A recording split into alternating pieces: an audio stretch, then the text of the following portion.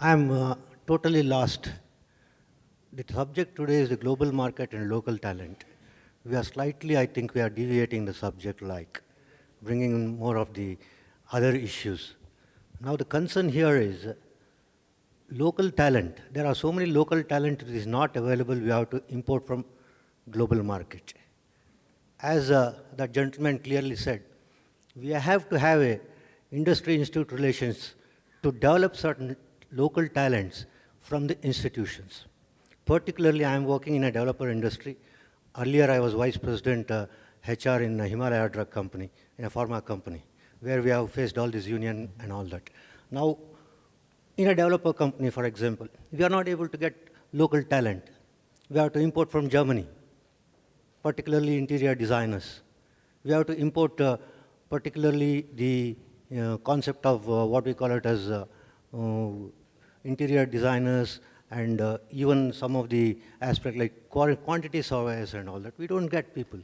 We have to import. But they don't imbibe their, what do you call it as learning to our Indian workers or our Indian managers. How do we tackle that? That is most important when we are talking about the subject of local talent. We are not able to get the local talent here. Definitely we should have, one sec, I'm with you. One sec, let me Sure. complete. Definitely we should have a local talent seminar, not in the five-star hotel. We should have a seminar in the institutes where a BBM, MBA is taught, where the faculty of the institutes comes and sit there, develop some courses where local talent is not available. I hope I'm right. If I'm wrong, please correct me. No, I appreciate your perspective. There are some skill sets which have not been developed in this country. Tomorrow, if you have nuclear power stations across the country, I'm sure we don't have the skill set, right? When telecom was set up or airlines was set up, there were several international, mobile workforce that were hired. When industry is in a growth phase, we'll have to import. I have a Spanish architect or a designer of stores who's doing the new CCD store design. We bring them in, absorb, learn, and then it's a contract for 2 years, 3 years, and then they move on. Right? So when you need skills, we bring them in. Biocon, for example, is going through a very interesting exercise of attracting Indian talent back to India. Right, Amitabh? Maybe you want to share a few details around how do you attract Indian talent, the brain drain that happened a couple of years back or a decade back. How are you bringing them back into India, and how are they helping you grow the business here? Sure. Especially R&D, I'm sure, is a skill set that we don't have in this country. And you guys are doing an amazing job of getting some Indians back. Thanks, Bala. So I'll divide my answer into two parts. The first part is, yes, like Bala said, and you also alluded to that, there are certain profiles which are not available in India. And in my industry, I see more of that in R&D, regulatory, in some amount of licensing areas, where those products have not been manufactured in India before, hence that talent is not available. So earlier, when we used to hire Indians or people from India settled abroad to come back to India, we used to make them a good India offer. We used to sell them the India story, the family story. We used to go and headhunt people who had reasons to come back to India, right? I think we have matured more than that. So now, when we are approaching people, of course, there has to be a fit. There has to be a logical reason for getting that person in terms of his background or experience. But the whole movement is much more than that. The team which works on getting people from abroad, believe it or not, is a completely integrated team. So it's like a turnkey solution. So you're not just offering him a job. You're actually trying to help his family relocate, his children get education, his a family trying to find a place. We have actually had people go around with their spouses to find a place which they like. We also identified people who could act as interior decorators for them, okay, to set up their place. And the whole thing was managed through a couple of visits and not just one. Because thankfully, in that league of people, the kind of people we are trying to attract are people who have been there for at least a decade or more. So they're at a certain level. So we are actually providing a complete turnkey solution for these people to come in, and the least amount of disturbance that the family would face, because to us, the family is more important than the individual in certain occasions. Because if the person's family is not in the right mood or the right settled state, the person cannot work. So that's one key thing that we do. The other thing, to come back to your question, is we have actually set up something called a Biocon Academy. And the Biocon Academy has a collaboration with Keck Graduate Institute in California, where we are actually now taking on umbrella courses which will help people generate some of this knowledge right from a mid to a senior level. So while you are bringing in people who can get you the first-hand knowledge and get started and hit the ball running, there are people who are getting trained and as fast as possible who can then take over from them or replicate that workforce. So I think that's how we are going about it. Okay, good. Thanks a ton, Amitava. So what we are going to do now is to take a few questions from the audience and then continue our conversation.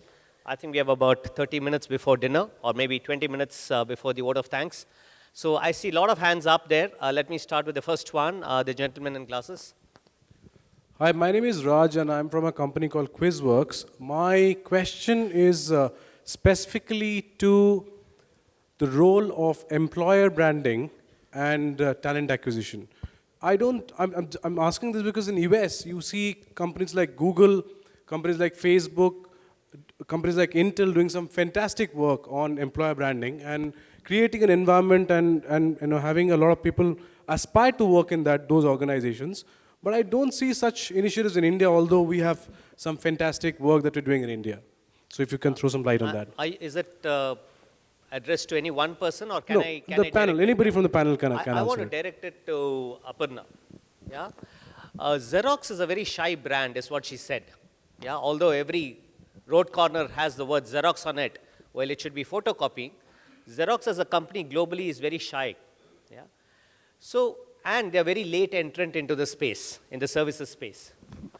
So how are you leveraging employer branding to be able to attract talent? Do you guys do anything, or you're still shy and don't do, but still get people with some magic in?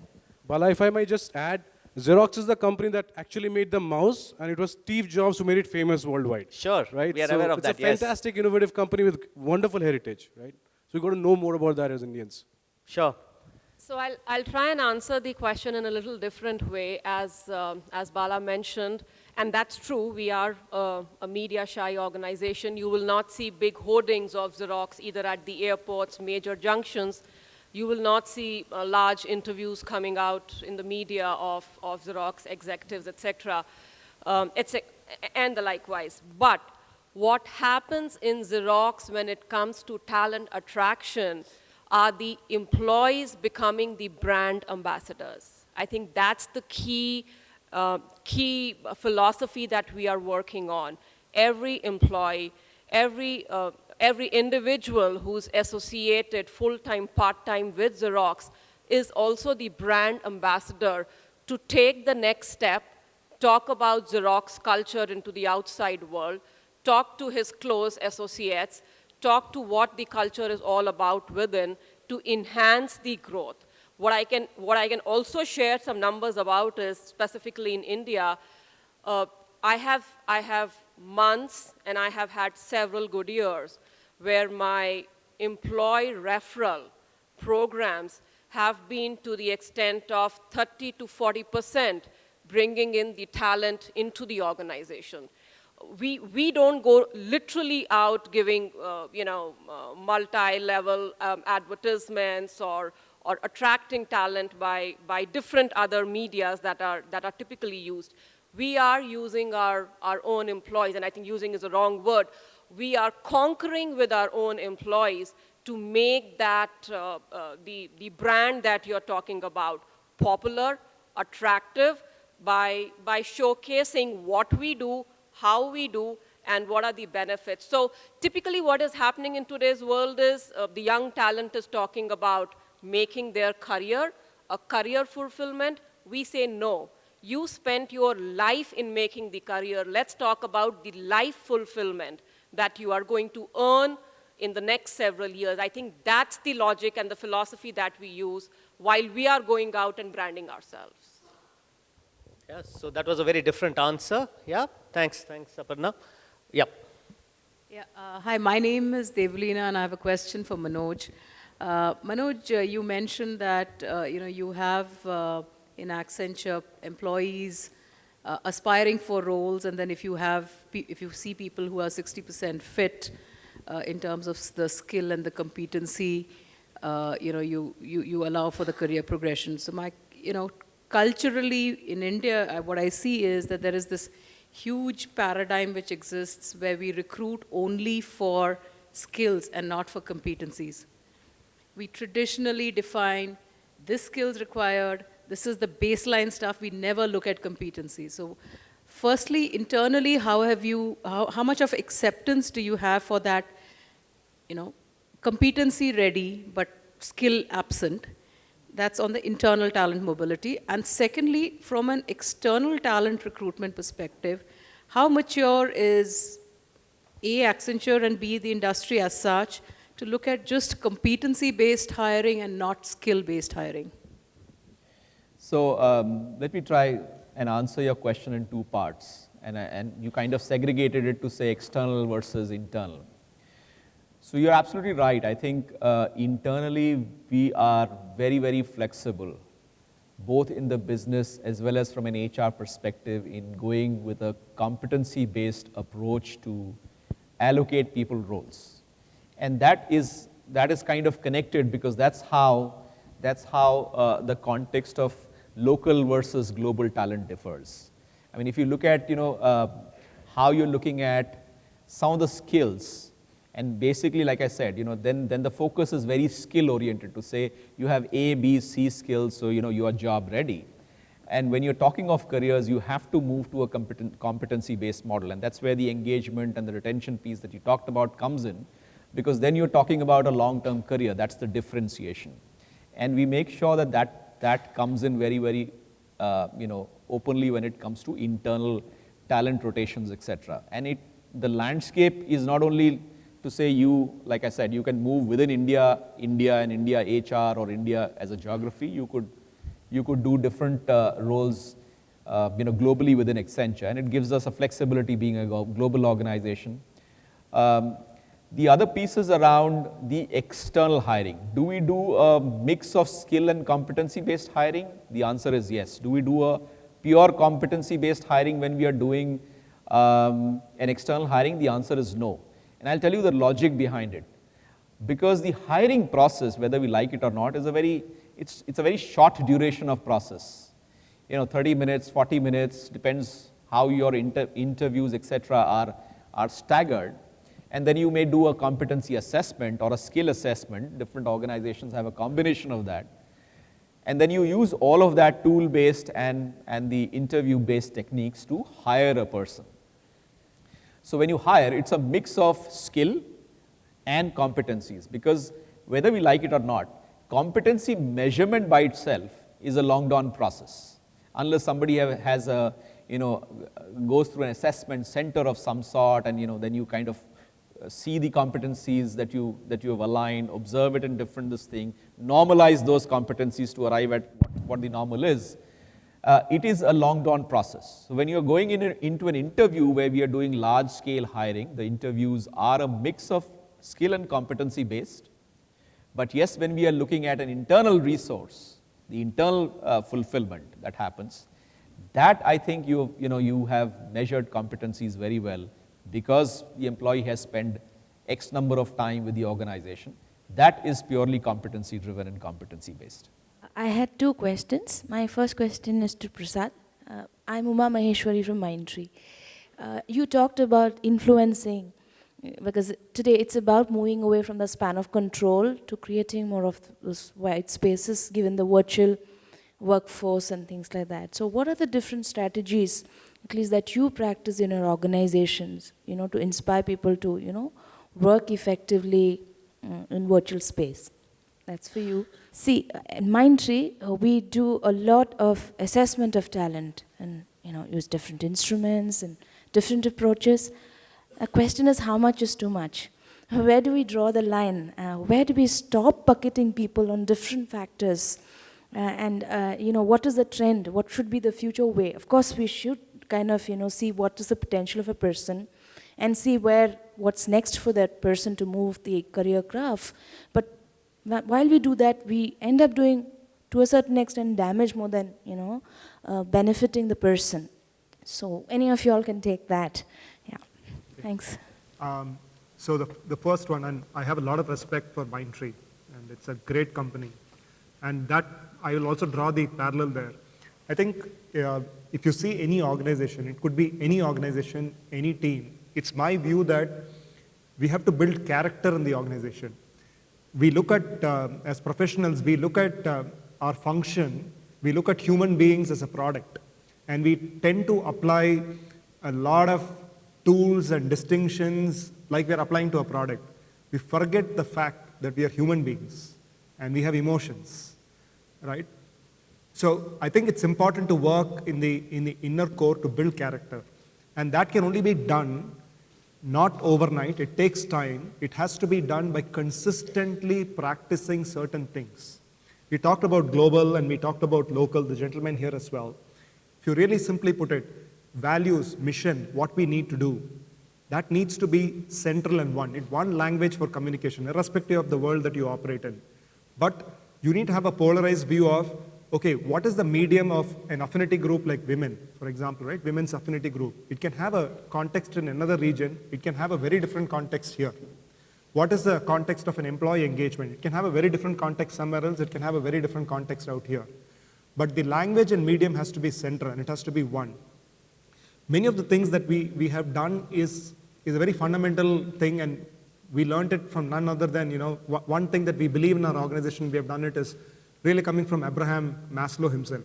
He's told about the motivation and the hierarchy of need. Human beings, when one state is met, you transcend that. He stays in that satisfaction index for a very short duration of time until, but there's a very interesting pyramid on the top of what he calls as a self-actualization. Cannot be bought, cannot be sought, cannot be got.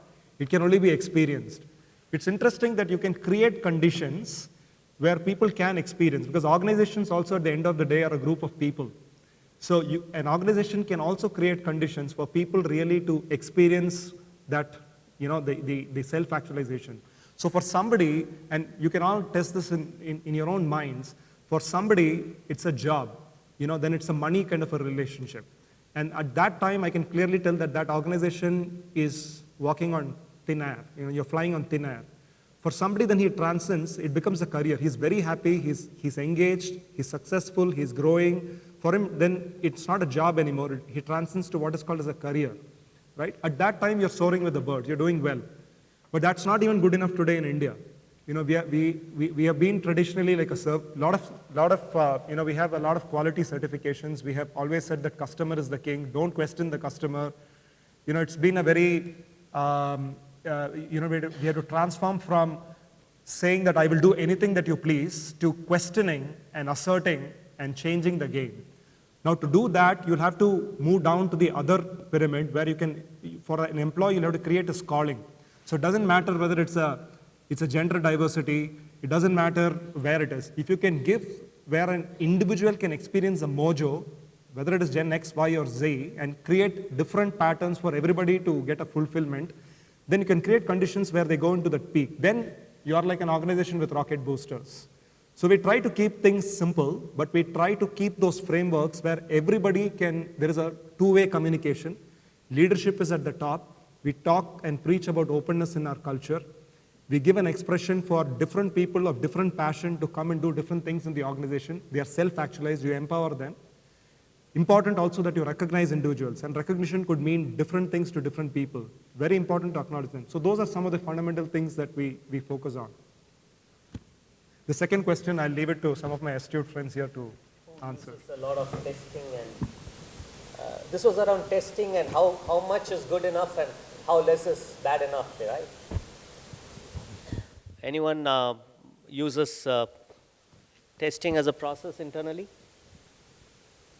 Whether psychometric or assessments, how much is good and how much is? I can't say good or bad. We use it. We use testing in different, we use different things. I think assessments are very key. It is important, especially to know where you're going and what's the kind of feedback that you're getting. And all organizations do that, right? You do it from your employee survey, where you see your management index, your leadership index, different parameters that you want to measure. You also get down to doing, for example, maybe a leadership dashboard.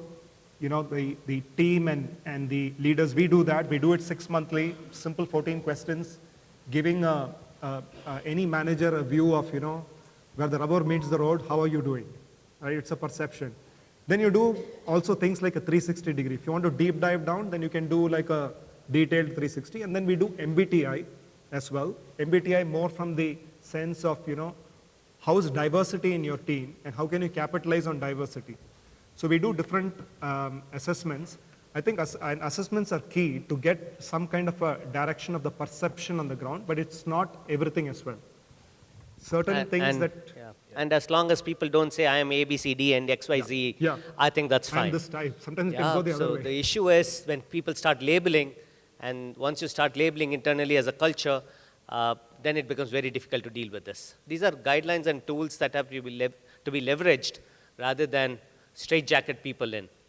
Yeah. I think, you know, I have a very simplistic approach to how much of assessment is right. As long as you know what are you going to do about it, you can measure it.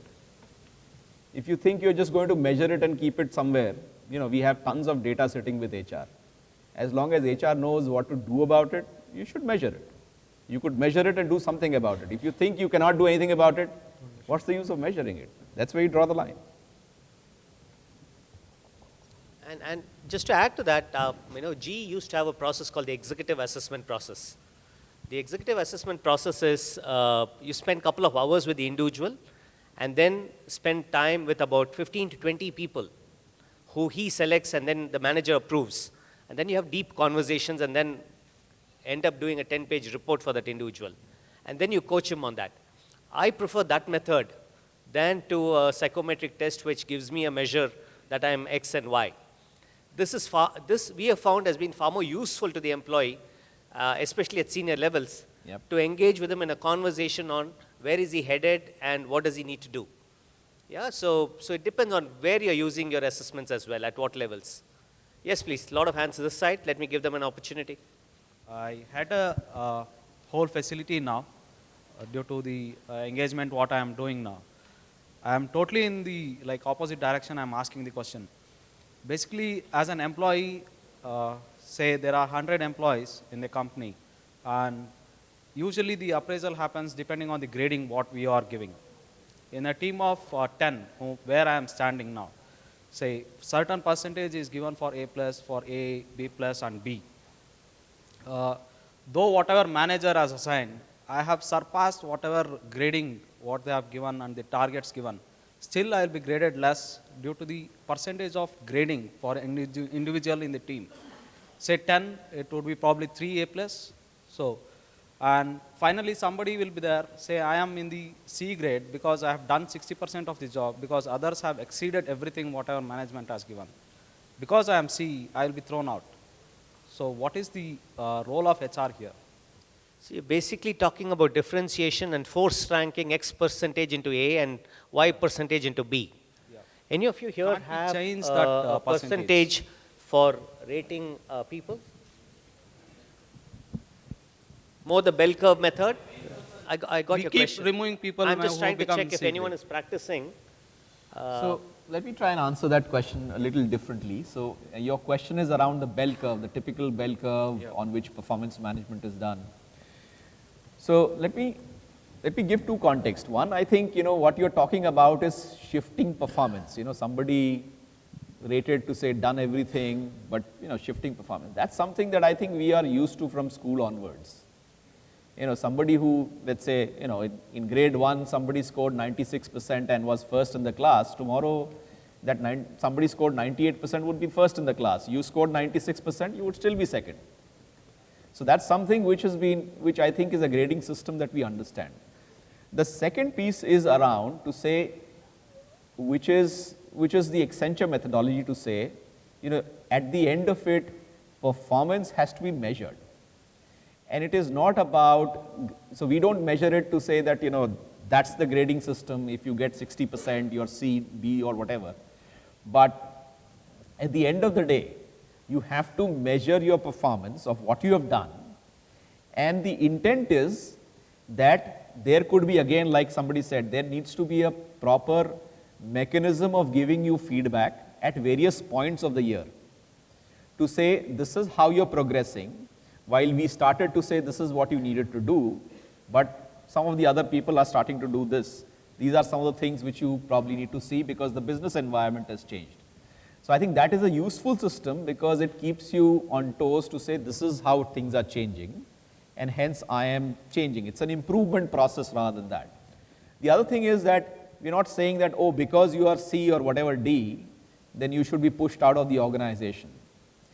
What we should try and do is that, okay, you were, what used to happen in school? So you were below a particular rank, so you should take extra coaching classes. People should invest time in you so that you are able to perform to a greater percentage. And that's how organizations should look at performance assessment. That's how we look at it to say, yes, this is what your performance was. This is how you landed on performance criteria. And hence, we should treat that as a performance improvement without saying that, necessarily there needs to be a 20% or a 25% or a 30% or 40%. I hope that helped you. Yep. I think the lady had a question. Yes, please. Yep. Some of the policies, like, work from home or work from anywhere. The reason why I'm curious is because I've been told that between two equally performing people, equally productive people, the tendency to grow someone whom people see around physically in the workplace is higher. Would this panel agree? Secondly, second part is, till what level would this kind of a policy being used is recommended? Would you have a recommendation? Of course, I can't have a CEO probably working from home or anywhere, but then is there a level that this panel thinks is The CEO okay? works from the garage. You'll hear from her. Yeah? Okay. Yeah, so I'll take your second part first, which says, how does it help? Why should we even have a work from home or a work from anywhere policy or something that organizations need to discuss? Very simple questions. We all work in Bangalore. We are spending 2 hours one way in a traffic. Is it required? Probably no. Does your job entail to be physically in the office? Probably no. Can you sit at home or anywhere, we call it anywhere, and perform that same job because we are in a digital world and we are absolutely connected? The response is yes. So why not? And that's what you will continuously see most organizations, and again, I'll take the example of Xerox, asking ourselves on the traditional policies that we have is why or why not? And that's where we are continuously improving or continuously evolving.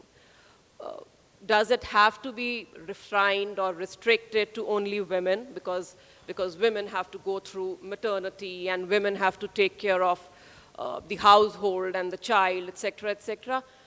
Why? Does the man or the male gender requires that process or that policy to be followed or that benefit to be provided? Yes, why not? Right? So now coming to your first question is, are organizations looking at somebody being physically in the office and somebody being away from office getting preference, for the next level job or for a higher position within the organization? I think that's history, especially in a world in which we are living. I personally have a team because I manage Asia where my core team might be sitting out of India, but I still have a lot of my other core members working out of Philippines. I mean, my L&D director, who's responsible for Asia, is not based out of India at all. And mind you, 90% of the time she works from home. Why is that required? That is required because her presence to be in the office is not that important to us. What is important to us is she has tasks, she has assignments, she has to perform. Is that performance getting measured in a satisfactory and above satisfactory level? Like Manoj mentioned, we don't have to start grading and eliminating people because they are in the system physically or not in the system physically. What is important for us is the connect. What is important for us is the deliverable. What is important for us is their contribution. Are they contributing to the organization as a whole? If the response is yes, then it doesn't matter at all where you are working from. And in the global market, where you have local talent and you are universally connected, it just doesn't matter whether the response is coming from a United States or your call is being picked up actually from Philippines when you are on a conference call with 30 people and the moderator in that call is from Philippines. It just doesn't matter. What matters that point of time is whether what deliverables were important were getting delivered and are measured on a success factor. Yeah, a couple of these questions that we've handled now, whether it's the performance management and the bell curve, or how do I deal with working from home or anywhere, I think some of these are to do with the mindsets of leadership and the people in the org. Right? These questions don't have a black and white answer. You will get different perspectives from people here based on the culture of the org they come from. Right? I think some of these questions, which are very, very simple questions for human resources function and leaders, HR leaders, are largely mindsets that we carry or the leadership team with which we work. I've worked in multiple industries, and I'm very convinced it's the conviction of the HR leader at the end of the day to make a difference, and the influence that you can have on the leadership team to make that difference. And then you have an organization with the culture that you want to build or you think is right for the org. Yeah? So most of it is challenges in our own heads as HR leaders and mindsets that we carry in our own heads. In the interest of time, I'm going to wrap up here. It's close to 5-10 minutes to 9, and I'm sure all of you are waiting for that good food at ITC. I've been very privileged to be the moderator. Each and every one of them, I think, spoke with conviction. The first thing that comes to me is a lot of conviction with what they're doing back at work. So thanks, guys, for all that you guys are doing, and thanks for sharing that with the group. The second thing is we tried to do something a little different from most conferences or seminars. We said, yeah, we'll stick to the subject initially, but we will take questions and address each individual's query to the extent that we can. Yeah, so that's why we took your interest right at the beginning. So yes, we did digress to deal with industrial relations because that may be topical for someone and very important for that individual, and that's what we did. And before I go away, I'm going to ask you one question, the mood indicator question. Yeah? So how many of you are smiling? And if you're smiling, throw up your hand. All smileys anyway, I can see them, yeah? Great, thanks a ton, and have a lovely evening and a great dinner. Thank you so much. Good night. A big thank you to Bala and the panelists for an extremely rich and diverse discussion. I think we talked about a whole lot of topics relevant to the global market, local talent theme, about inculcating global culture, managing a globally mobile workforce, how to manage national differences in issues like diversity, and the international perspectives business leaders must have. So essentially, I think we got some excellent learnings on how to create companies with a common language, a common currency, and a common culture. Thank you all to all the panelists and the moderator for an excellent discussion. I would now request Avinash Bichali, head Southern Region of Shine.com, to come up and felicitate the panelists.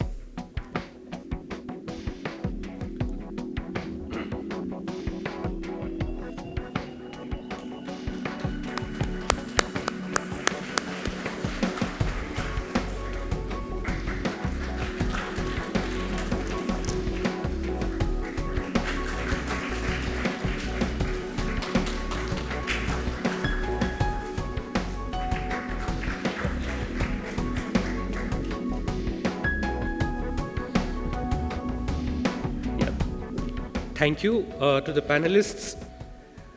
Before we end today, we have a very interesting interactive session on team building and leadership development conducted by Difference. I now invite Rupert of Difference to come and take over. Good evening, all you beautiful people. What happened? Was it the word beautiful that kind of like made you feel modest? All right, good evening, all you wonderful people then. Hungry? Yes, okay. I'm not going to take more than 10 minutes, and I promise you I'm not going to talk too much during those 10 minutes. I know that this evening we've already been speaking about talent in a way that you guys are comfortable with. I'm going to take you back to what the word talent itself means. What I'd like you to do, rather than tell you about it, is I'd like all of you to look under your tables, those of you who are sitting at tables. We have drums out there. Reach down, pull out those drums, let's make some noise so we can work up an appetite. Those of you at the back, we're going to pass on drums for you. Those of you sitting on the chairs at the back. So if you find the drum, pull it out from under the table. There's enough for everyone. Once you get the drum, you got to start making noise.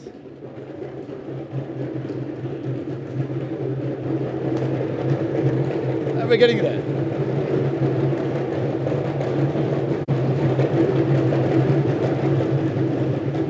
There's going to be 300 of us, so we've got to hear more noise. It's under the table, sir. Yeah, if you've got the drum. Those of you who don't have a drum here, just keep your hands up so someone will pass a drum to you. Come on. With both hands. So put the drum between your legs. Put the drum between your legs so you can use both hands on it. There we go. A little more. Come on, we can do this. There we go. A little more. Louder. Keep playing, don't stop playing. Soft. A little louder.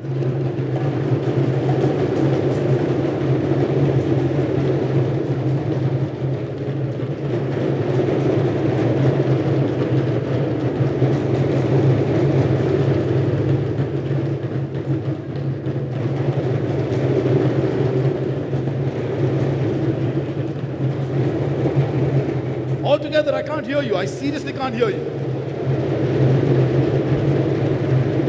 1, 2, 3, and...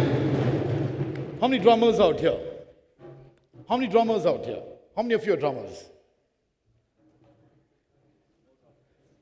Don't feel shy, come on. I don't know how many of you are even aware that one of your panelists out here today, Prasad, is already an accomplished violinist. Did you all know that? No? I think he's already scuttled out of here somewhere. Yes, but he knows how to play the violin. All right, here's what we're going to do. So with me. 2, 3.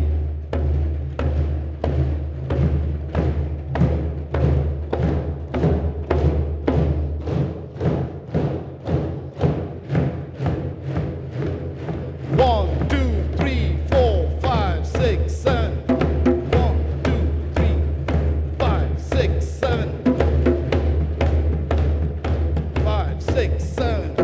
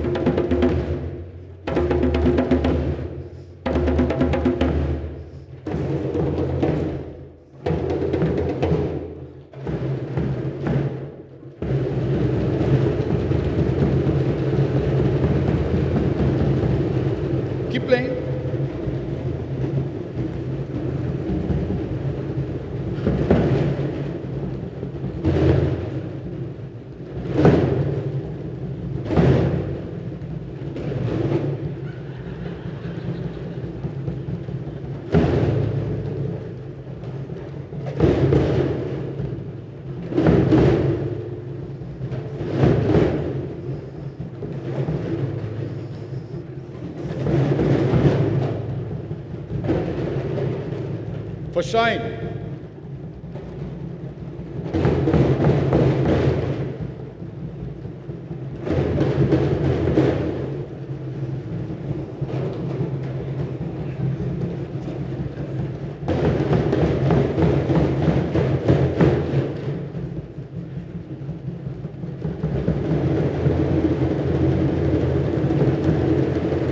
One, two, three, and how are your hands?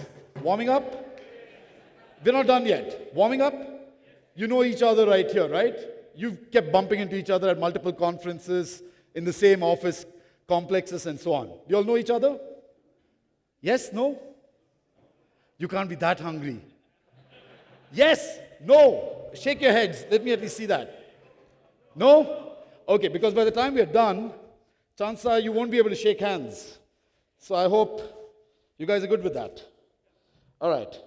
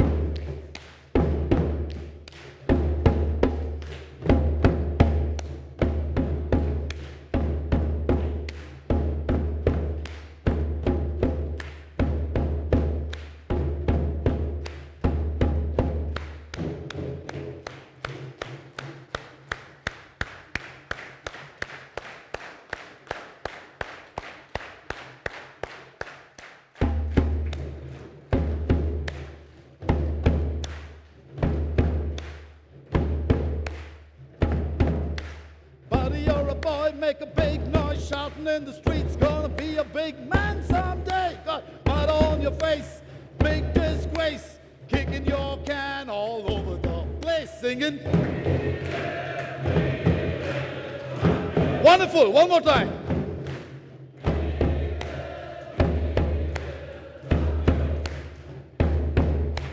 Buddy, you're a boy, make a big noise, shouting in the streets, gonna take on the world someday. Got blood on your face, big disgrace, waving your banner all over the place, singing. A little louder. One more time. We will. Excellent.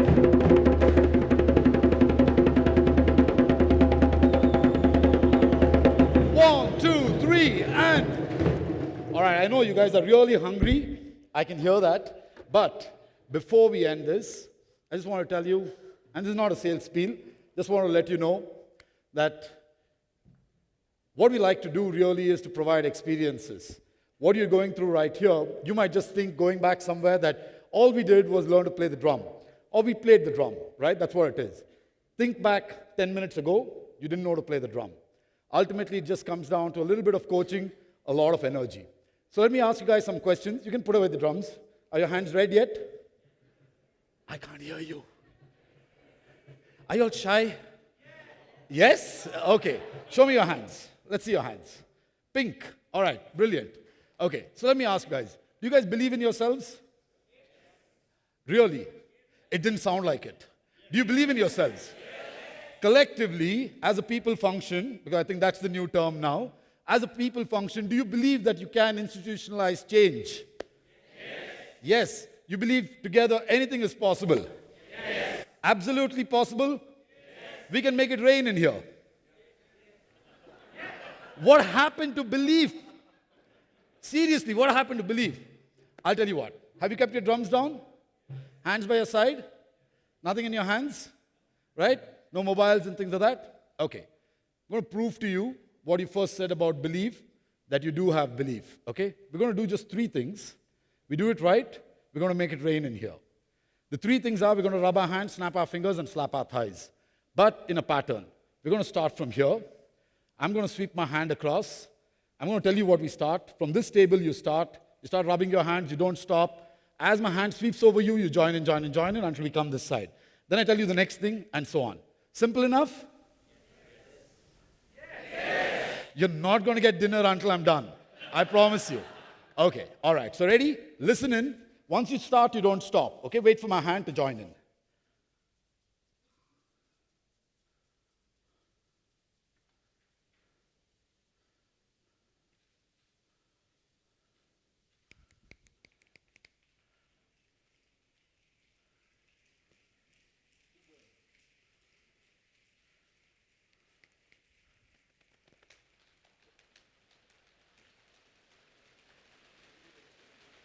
I don't know where you come from, and Bangalore it rains heavier. Come on.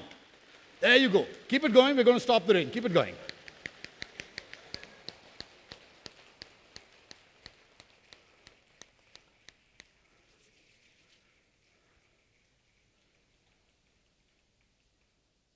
Do you guys believe? Then give yourself thunderous applause. Thank you very much. You've been a fantastic audience. I hope you enjoy the rest of the evening. Look forward to meeting most of you after this is done. Thanks. Good night. Ladies and gentlemen, as we come to the close of the 14th Hindustan Times Shine HR Conclave, the Bengaluru chapter, it is my pleasure to deliver the vote of thanks to all who have helped make this event such a success. On behalf of Shine.com, we would like to express our deep felt thanks to everyone present. We thank all our panelists and the moderator for sharing their views on today's topic. Shine.com would continue to support the HR fraternity through such forums and through our product portfolio, and we hope to meet you soon to explore opportunities and showcase how we can help you better. We also thank our sponsors, our team building and leadership development partner, DFriends, education partner, Indus Business Academy, healthcare partner, Sakra World Hospitals, business travel technology partner, Agencia, airline partner, Oman Air, holiday partner, Club Mahindra, and our event partner, Srinivasa Institute of Engineering and Technology, Acharya Bangalore Business School, Research in Motion, BlackBerry, Srinivasa Institute of Engineering and Technology. I would now request you to kindly join us for cocktails and dinner. Thank you. Thank you for a lovely evening.